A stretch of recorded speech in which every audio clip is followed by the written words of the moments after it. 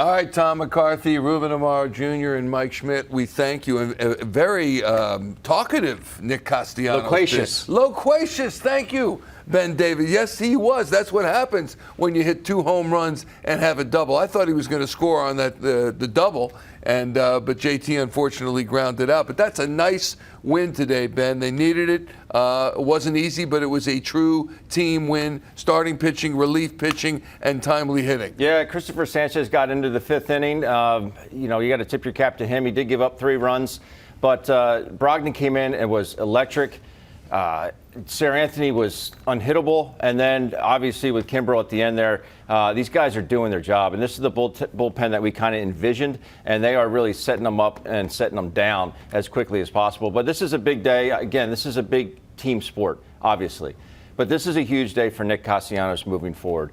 He's staying behind a couple of baseballs today, hitting them out of the ballpark. Again, nice to get off the schneid for him. And maybe this is something that really kind of propels him forward. We know he only hit 13 home runs last year. It's been 238 days since he hit his last home run on August 27th. So for him to knock a couple out of the ballpark today is huge for him. It's huge for the ball club. And again, moving forward, maybe this is something, maybe he found something that clicks for him with regards to staying behind the ball, and good things happen for him today. When you look at Nick Castellanos and what he has done in his career, the year before he came to Philadelphia, he had 34 home runs. He has hit 27 home runs and 26 home runs. And the 13 you spoke of last season was a major disappointment, I'm sure, not just for fans and the club, but also for him. But there have been seasons that he has had 16 and 17 home runs. What do you think is the reason for that big sway between feast and famine? Well, I think, again, it's just a matter of him. He's a big guy. It's just a matter of him not trying to do so much, letting the ball come to him,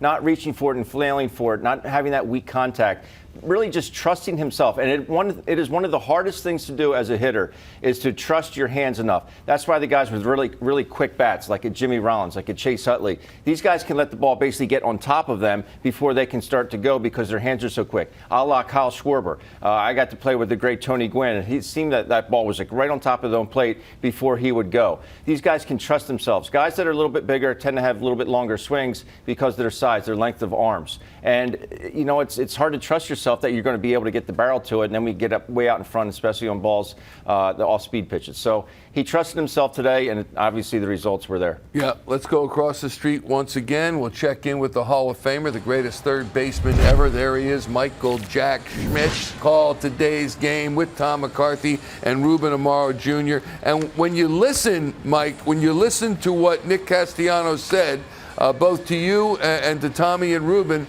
saying this was a huge momentum game for us, big swing game for us. What did you think of that?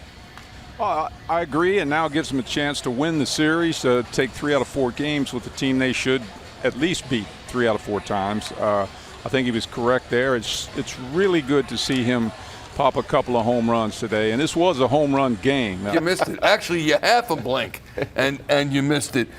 Mike, what's in store for this Philadelphia Phillies team over the next 10, 15 games or so? Are they going to right the ship as they are now 10 and 12? Right. Work your way back to 500 and go from there. And they got a tough task coming up here. I believe they have the Mariners and the Astros, if I'm not mistaken, plus one more game with Colorado. Am I right on that one in terms of their schedule?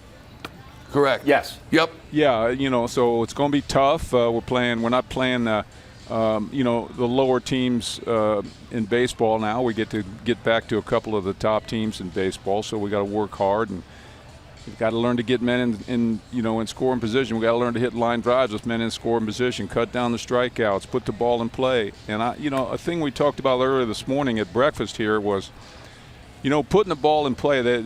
There's a tendency to say, hey, a strikeout's just an out in today's game.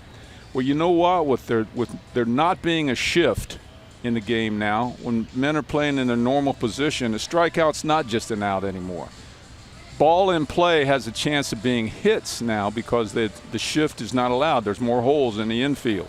I can understand how that thinking might have been correct when the shift was in play and they're putting all the defensive players all on one side of the field.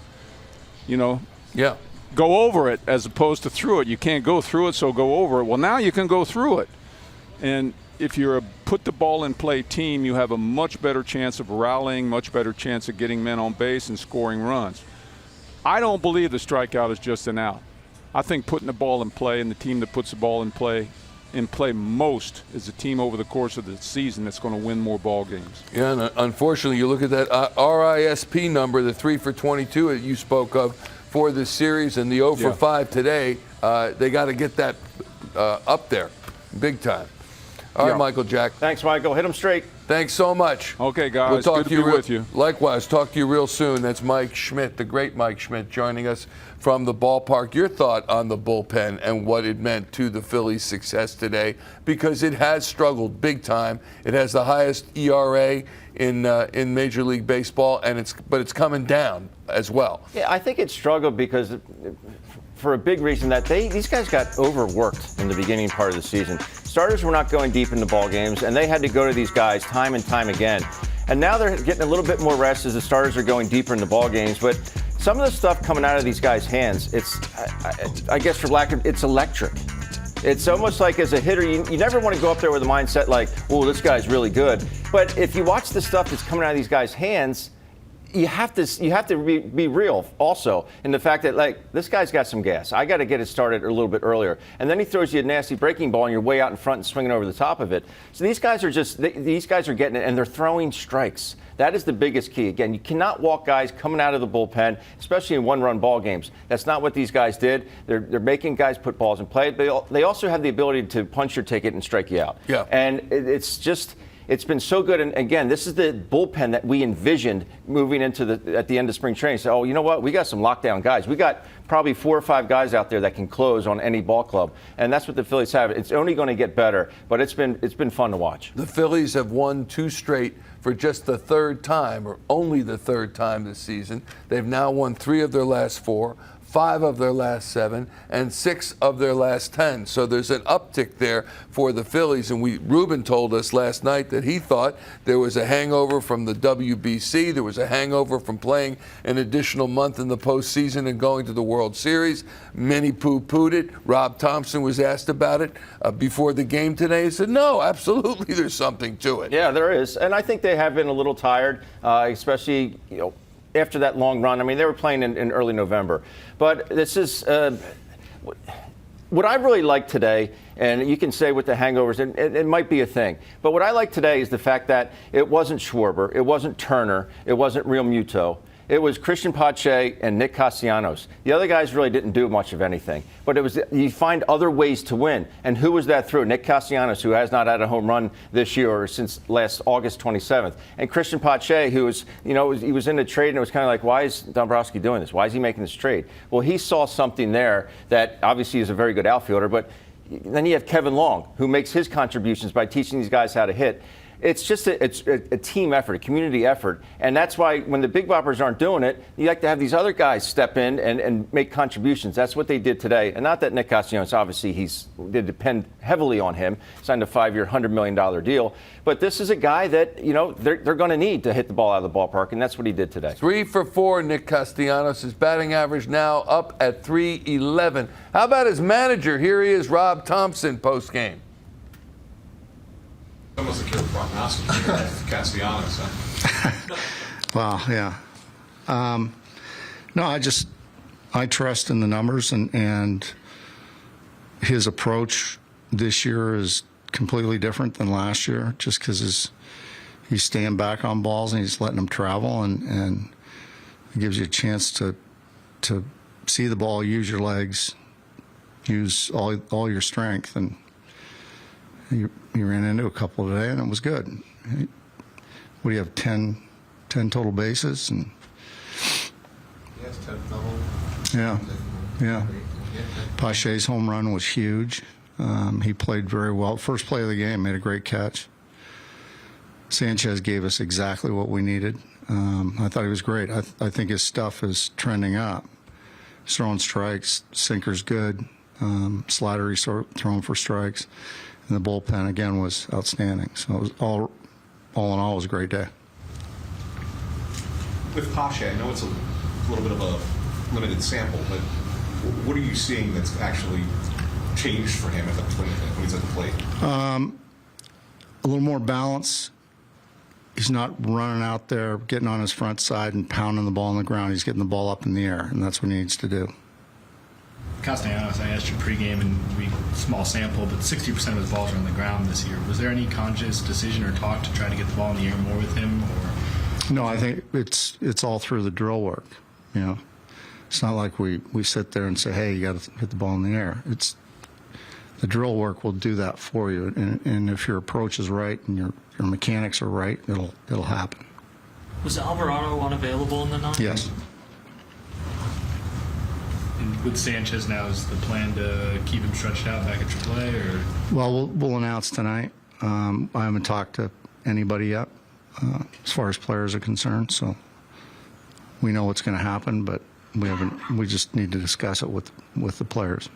Do you think Pache is seeing the ball better now?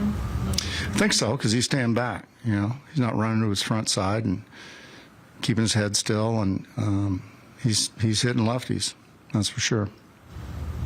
I mean, Nick, you know, again, 9 doubles coming in a day, so average isn't too bad. I mean, but do you feel like those kind of guys, when they're home run hitters and not hitting them, they feel pressure? Do you feel like he? At times, I think. At times, I think. You know, they're waiting for that first one. Those guys know they come in bunches, and you know, once you get that first one, then you know, it tends to relax you a little bit. You seeing Kimbrel's velocity creep up a little bit here? Yeah, his stuff is really good, and he's really pounding the zone, and breaking ball is just filthy right now. And Soto is just incredible. Seranthony did a great job. This is the first time going back-to-back in a bit, and he held his velocity, held the strike zone, and I thought he was great too. What did you see from Sanchez? Just Strike throwing ability, you know, sink on the fastball, poise, composure, being comfortable, and I think he's got it. The slider was good.